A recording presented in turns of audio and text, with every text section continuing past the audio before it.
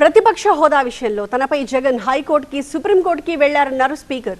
తాను నిబంధనల ప్రకారం నడుచుకుంటానే తప్ప భయపడే ప్రసక్తే లేదన్నారు. దేవుడు వరం ఇవ్వనిది పూజారిని తానేం చేస్తాను అన్నారు అయ్యన్న పాత్రుడు. జగన్ కు ప్రతిపక్ష హోదాపై అసెంబ్లీ సాక్షిగా మరొకసారి హాట్ కామెంట్స్ చేశారు స్పీకర్ అయ్యన్న పాత్రుడు. జగన్ కు ప్రతిపక్ష హోదా ఇవ్వడం కుదరదుగాక కుదరదు అన్నారు స్పీకర్. తనపై ఏ కోర్టుకు వెళ్లినా ఏమీ కాదన్నారు స్పీకర్. అరే సభకు రావు, ఆ ఎమ్మెల్యేని రానివ్వు. ఇప్పుడు ఆమె కోర్టుకేసాడు, హైకోర్టు వేసాడు, సుప్రీంకోర్టు వేసుకున్నాడు. అలాంటి మనకు ప్రజాస్వామ్యం ఉంది, మనకు నిబంధనలు ఉన్నాయి, రూల్స్ ఉన్నాయి, దాని ప్రకారం వెళ్తాను తప్పించి నీకు భయపడి ఎలా చేస్తాను నేను. జగన్ కు ప్రతిపక్ష హోదా దేవుడే ఇవ్వలేదన్నారు అయ్యన్న. అలాంటప్పుడు పూజారనైన తాను ఎలా జగన్ కి విపక్ష హోదా ఇవ్వగలనని ప్రశ్నించారు.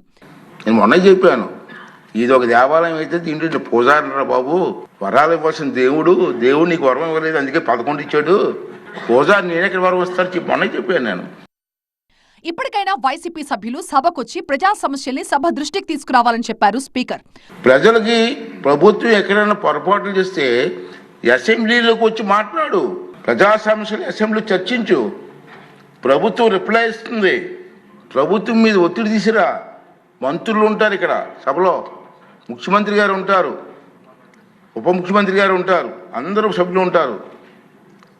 మాట్లాడి సభలో పనులు చేయించుకొని కాన్స్టిట్యున్సీకి జవాబు చెప్పు. వైసీపీ సభ్యులు మాట్లాడే తీరు సరిగ్గా లేదన్నారు ఆయన. రప్పా అనడం, పీక కోస్తాం అంతు చూస్తామనడం పద్ధతి కాదు అన్నారు. ఎన్నికల్లో గెలుపోటములు సహజమన్న స్పీకర్ ఓడినంత మాత్రాన ఏది పడితే అది మాట్లాడటం సరికాదన్నారు. ఆ మాట్లాడే తీరు మళ్ళీ మేము వస్తాం, లేక పీకలు కోసేస్తాం, ఏంటండి అంతు చూస్తాం మాటలు, రఫరపాట, సినిమా డైలాగ్ రఫరపా ఏంటి నాకు అర్థం కావట్లేదు. ఇప్పటికైనా వైసీపీ సభ్యులు హుందాగా మాట్లాడటం నేర్చుకోవాలన్నారు స్పీకర్ అయ్యన్న పాత్రుడు.